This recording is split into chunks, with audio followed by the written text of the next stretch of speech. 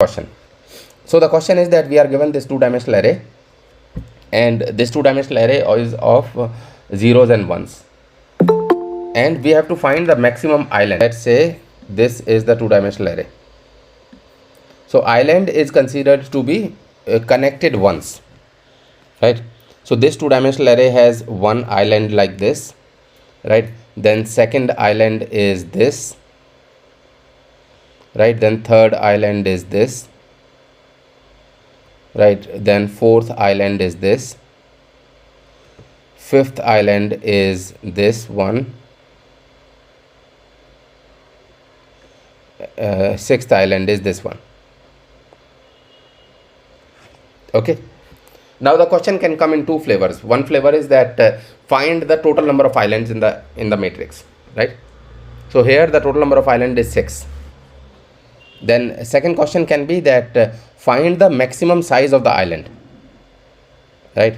So size of this island is 1, size of this island is 4, then size of this island is 5. Size of an island means that total number of ones in the island, right? Then size of this island is also 5, size of this island is 4, and size of this island is 6. So the largest island is of size 6. All right, how can we do it? Is the question clear? Yes, it is clear, sir. All right. Of course it is. How can we solve it?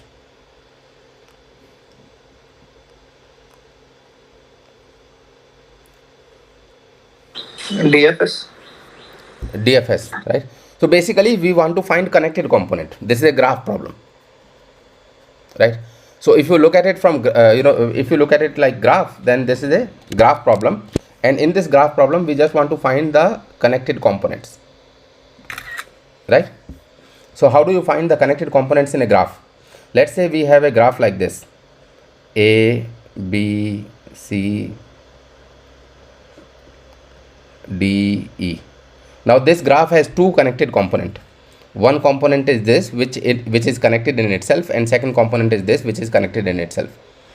So the way of finding a connected component in a graph is you just traverse the graph, right? So you just traverse the graph either using BFS or using DFS and just find the connected component, right? So first I will go to A, and then I will visit all the nodes which are reachable from A. So from A I can go to B, from B I can go to C, and then I won't be able to go anywhere else, right? So this is one component. Then I see if something else is left. So D is not yet visited. So I'll go to D, and then through D I will visit E. So this is the second component, and this way I will be able to find the total number of connected components. So I can use any of the graph traversals. I can use either depth first search, or I can use breadth first search, BFS, DFS or BFS, right? So here, which one do you want to use? Who was it who was saying DFS? Somebody said DFS. I said, sir. All right. So why DFS? Why not BFS? It's easier to implement through recursion. Okay. And BFS is also easier to write. So you can just use a queue for BFS, right? Breadth first search. Right. All right. So what we will do is we will do something like this: for integer I is equal to 0, I is less than n, I plus plus, and then we will say for integer j is equal to 0, j is less than n, j plus plus, and here we'll check if a of ij is equal to 1. It means that we have found one island, right? So we will say let's say DFS only, DFS starting from ij.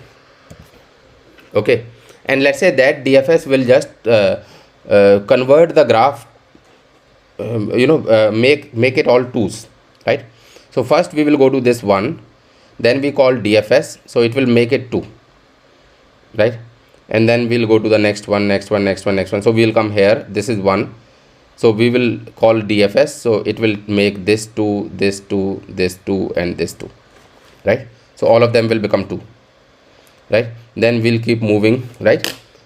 And what we should probably do is we should just increase the counter, count plus plus.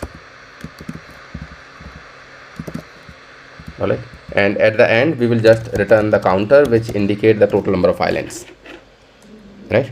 Then the next one will be this one. So we will call DFS for this. So it will set all the connected components to 2, right? Then this one, so it will set all the connected components to 2, and this way we will be able to do it. Any questions you have? Integer count islands. So let's say integer array A, and let's say we have n. So initially count is 0, right? Initially count is 0. All right. So let's implement this DFS also, right? So DFS will be something like this, DFS, and we'll receive I and j. All right. So we'll go to all the neighbors. So what we will do is a of I j is equal to 2, and then we will check all the neighbors. So neighbors means that for cell ij, this is ij, so we will check this. These 4 are the neighbors. Okay. So we'll consider a of I plus 1 j, then a of I plus 1 j plus 1, a of I minus 1 j, and a of I minus 1 j minus 1. We will consider these 4 neighbors. If any one of them is 1, then we will call DFS for that also, right? So if I is less than n and a of I plus 1 is equal to 1, then let's call DFS for I plus 1 and j. Alright. Similarly, if I is less than n and j is also less than n, this should be n minus 1, not n, right? And a of I plus 1 j plus 1 is equal to 1. If this is equal to 1, then let's call DFS for I plus 1 j plus 1 also. I plus 1 j plus 1 also, and similarly for these 2. Alright. Right. So how much time will we take? How much time will this count islands function take?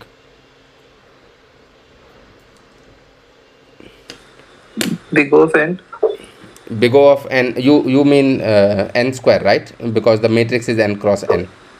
Right. Linear to the input. Linear to the input, right? So big O of n square. And how do you come to this conclusion that time taken is order of n square?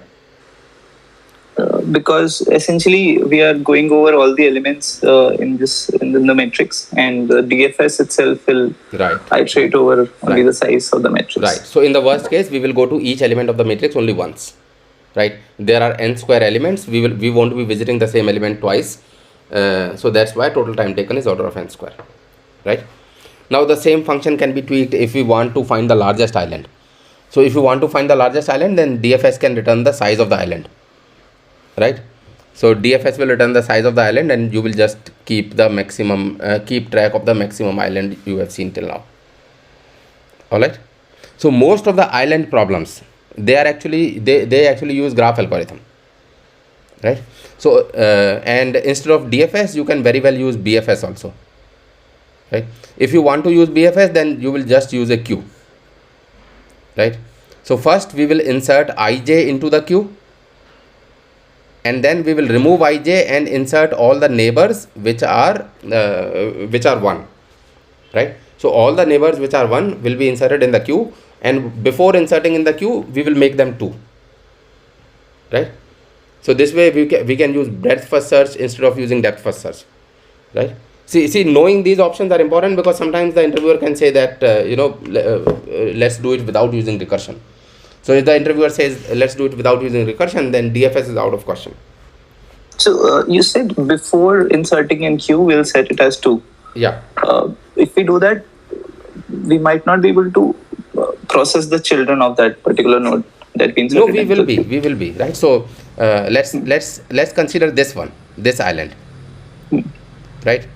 So this island means, or maybe let's consider this island. Let's consider this island, right?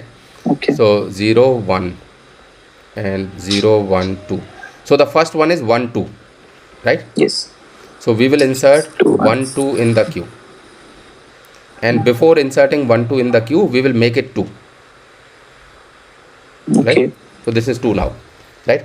Then we will remove 1, 2 and we will process the children, right? So 1, 2 has 2 neighbors, which are 1, right? 2, 2 and 3, 2. So before inserting in the queue, we will make them 2. See, why we are making them 2 before inserting in the queue is so that they are not reprocessed again. Oh, it's the same. It's a visited concept, right? So same we are doing in DFS also. Beginning itself, we were marking as 2. Right. Got it. Understood. Right. Thank you. Right. So this will also take same time, order of n square, because here also we are considering each cell only once, right? So the cell will not be inserted in the queue twice. Okay. All right. Yes.